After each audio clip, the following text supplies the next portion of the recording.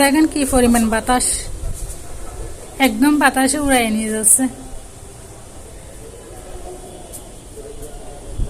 রাতের বেলা তো দেখা যাচ্ছে না, ওদিকে গাছগুলোর অবস্থা তাহলে দেখতে পারতাম।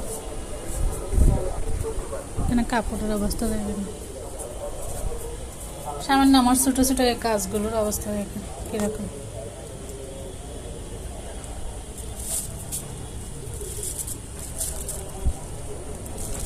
এদিকে আমি পলিথিন দেওয়ার পরেও বাতাস এরকম করতেছে।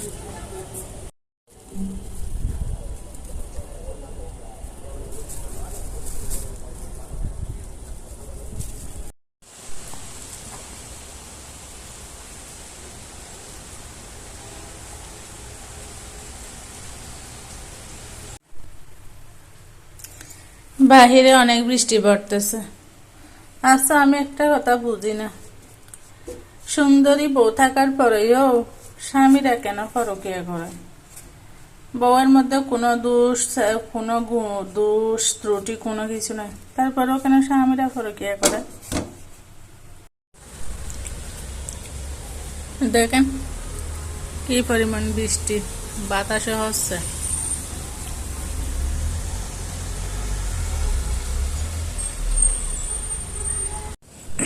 দেখেন তো এইগুলা দোকানে থাকলে ভালো থাকে, বাসায় আনলে সাথে সাথে পোকা চলে আসে। অনেকগুলা পোকা চলে আসছে, দেখেন কত কিরকম করে ফেলছে। সারাদিন এভাবে বিলাই রাখছিলাম রোদের মধ্যে।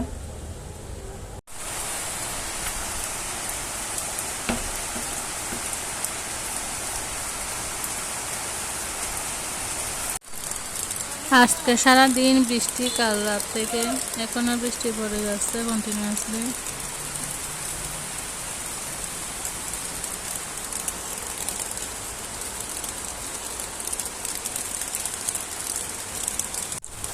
বৃষ্টি পড়ছে তো মনে হয় এই জন্য মরিচটা পচে গেছে, কিন্তু অনেক জাল, আমি খেয়ে দেখছি মরিচটা,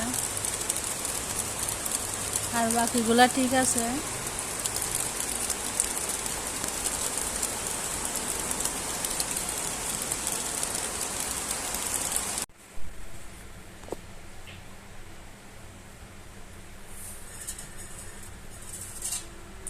এটা হচ্ছে রেডিমেড, যেটা মিল্ক টি আছে এটা।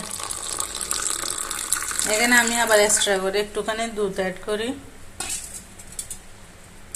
বাহিরে দেখেন কিরকম বৃষ্টি, একদম জানালা শুদ্ধ বন্ধ করে ফেলছি। বৃষ্টি পড়লে চা খাইতে অনেক ভালো লাগে। বাহিরে বৃষ্টি পড়তেছে, এখানে আমি চা নিয়ে দাঁড়িয়ে আছি ব্যালকনিতে।